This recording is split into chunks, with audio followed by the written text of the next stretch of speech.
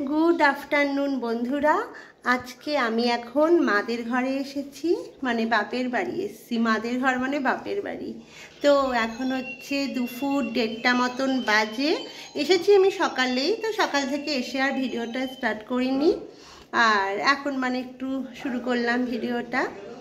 আর বাবা হলো এখন কাজ থেকে চলে এসেছে, আর মা এখানে হচ্ছে দেখো কি করছে, জল ভরছে ফিল্টার থেকে জল ভরছে। আর বাবাকে হচ্ছে 1 গ্লাস শরবত করে দিল, আখের গুড়ের শরবত। মানে বাবা হচ্ছে দুপুরবেলায় বাড়িতে এসে মানে একটু গুড়ের শরবত খাই।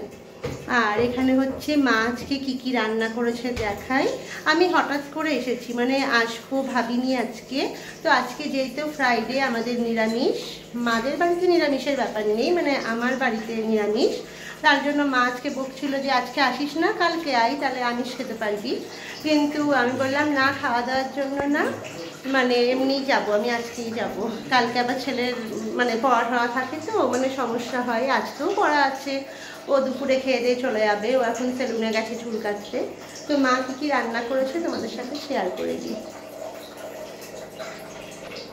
দেখো এখানে ভাত আছে, এটা হলো আলু পনির পটল দিয়ে একটা তরকারি করেছে।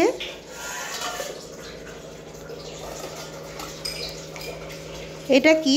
ও, এটা হলো আলু পটলের তরকারিটা একটু তুলে রেখেছে। তোমাদের দাদা ভাই আবার পনিরটা খায় না, তাই ওর জন্য শুধু মানে পটল আলুর ঝোলটা তুলে রেখেছে। এখানে হলো আমের চাটনি। বাবা কত ফোড়ন দিয়েছো মা আমের চাটনিতে। আমের চাটনি করেছে। আর এখানে দেখো একটা তিতো তরকারি, মানে ডাঁটা উচ্ছে কুমড়ো বড়ি সব কিছু দিয়ে আলু ঠালু দিয়ে একটা তিতো তরকারি করেছে। আর এখানে আছে, এটা কি দেখে নি, এটা হলো কলাই ডাল লাউ দিয়ে। তো আজকের এটাই নিরামিষের মেনু। আর কি হবে, পনির হলে আমার ছেলের আর কিছু চাই না। তো পনির হলে আমার ছেলেরা কিছু চায় না, তো ওই জন্য মানে নিরামিষ মানে একটু পনির করলে ও একটু ভালো করে খেতে পারে। আর তোমাদের দাদা ভাই আবার পনিরটা ভালোবাসে না, খুব জোর করে আমি যদি বাড়িতে মানে করি হয়তো বলি দেখো রান্নাটা কেমন হয়েছে, একটা খাও। কোনোদিনও হয়তো নেয় পাতে, আবার এমন দিনও গেছে হয়তো খায়ও না, নেয়ও না পাতে। তো চলো, এখন বাবা কাজ থেকে এসে গেছে, আমরা হচ্ছে এখন মানে খেয়ে নেব। আর তোমাদের দাদা ভাই তো অনেকটা লেট করে আসে, তো ওর জন্য অতটা টাইম আর বসে থাকি না, কারণ একটু টাইমে না খেলে সব তো জানোই, মানে ও একটু দেরি করে আসবে, ও পরে আর কি একা খেয়ে নেবে, মা দিয়ে দেবে। আর আমি বাবা ছেলে মা এখন হচ্ছে খাবো। আর খেয়ে দিয়ে কী করি দেখি। আজকে মানে একটু বাড়ি এলাম, ঘরে থাকতে আর ভালো লাগছে না গরমে, মানে একা সারাদিন বাড়িতে কী করবো। এতদিন তো দোকানে যেতাম, একটা টাইম পাস মানে হয়ে যেত। তো এখন আর টাইম পাসের জন্য কি করব, তার জন্য আর কি এখানে এলাম। চলো পরে কি করছি দেখাচ্ছি। আচ্ছা,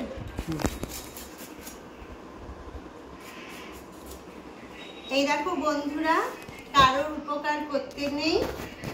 আমাদের দোকানে হচ্ছে মানে একজন কি বলবো চেনাশোনা, মানে ভালো সম্পর্ক, কাস্টমারই হয় আর কি। তো ভাইয়ের মতন হয়। একটা ভাই হচ্ছে 2টো ইঁচড় আমাদেরকে খেতে দিয়েছে। তো এই ইঁচড়টা দেখতে পাচ্ছ, আমরা ইঁচড় বলি, ঠিক আছে, অনেকে কাঁঠাল বলো, আমরা পাকাটাকে কাঁঠাল বলি আর কাঁচাটাকে ইঁচড় বলি। তো এর থেকেও একটা বড় ইঁচড় দিয়েছে, ওটা আমি বাড়িতে রেখেছি। আর ভাবলাম 2টো ইঁচড় কি করব, একটা ছোট তাহলে মায়ের জন্য নিয়ে যাই। ছোট কিন্তু না, এটাও অনেক বড়, দেখতেই পাচ্ছ, এই দেখো এটা কেটেছি এত বড়। তো মায়ের জন্য নিয়ে এসে এবার মা বলছে যে আমাকে এবার কেটে দিয়ে যা, কারণ মা তো হাঁটুর ব্যথার জন্য নিচে এইভাবে বসতে পারে না, তাই আবার বাবার উপর ভরসা করে থাকতে হয়। আর বাবা হলো কাজের মানুষ, কবে টাইম পাবে, মানে সকালে হয়তো বেরিয়ে যেতে হয়, কবে কাটা হবে, মায়ের ইঁচড়টা হয়তো নষ্টই হবে। তাই এখন আবার আমাকে কেটেও দিয়ে যেতে হবে। তাই বললাম কাউকে মানে খেতে দেবো, সেটা আবার কেটেও দিতে হবে। রান্না করতে দেয় না, কিন্তু কেটে দিলেই হবে, মা শুধু বসতে পারে না বলে। তো এই ইঁচড়টা এখন আমি কাটছি। তোমরা অনেকে হয়তো তেল দিয়ে কাটো, তো আমিও আগে তেল দিয়েই কাটতাম। তো একজনের কাছে শিখেছি যবে থেকে মানে আটা দিয়ে কাটা যায়, আটা দিয়েও কিন্তু খুব ভালো মতন কাটা যায়, কোনো আঠাও লাগে না, কিছুই না।